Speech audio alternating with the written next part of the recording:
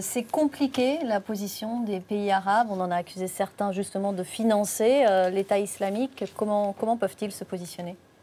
Oui, moi je suis tout à fait d'accord avec ce que vient de dire M. Bouchard. Il y a des opinions publiques, il y a des régimes qui eux-mêmes, même l'establishment politique est divisé. Vous prenez le cas de l'Arabie saoudite qui a fait des déclarations très fortes, même quasi historiques récemment contre l'État islamique. En réalité, c'est un pays qui est très divisé, qui a un certain nombre de ses ressortissants qui, depuis 2003, militent dans les rangs Al-Qaïda, devenu en 2006 l'État islamique. Donc il y a un certain nombre de divisions, de divergences internes à chacun de ces pays. Et la mobilisation, elle se fait parce que ces pays, en fait, craignent aussi le retour de ces djihadistes qui sont leurs ressortissants et qui sont partis vers la Syrie et avant vers l'Irak.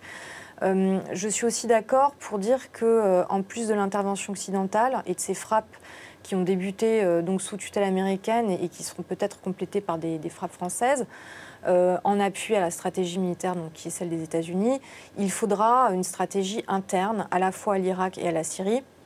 Il y a déjà un début de réaction avec la reprise de certains territoires par les peshmerga kurdes à qui on a livré des armes supplémentaires et par l'armée irakienne, avec aussi un certain nombre de groupes plus informels, type milices et tribus, qui prêtent main forte à ces forces régulières et à ces forces kurdes. Donc on ne peut pas exclure, si vous voulez, la dimension qui est le terrain lui-même. On ne gagne pas une guerre avec des frappes aériennes. Il faudra livrer la bataille sur le terrain. Et ça, je pense que seuls les Irakiens et les Syriens, si on arrive à reconstituer les rangs d'une opposition qui puisse faire face à la fois aux djihadistes et au régime d'Assad, seront les acteurs en réalité clés de cette reprise en main.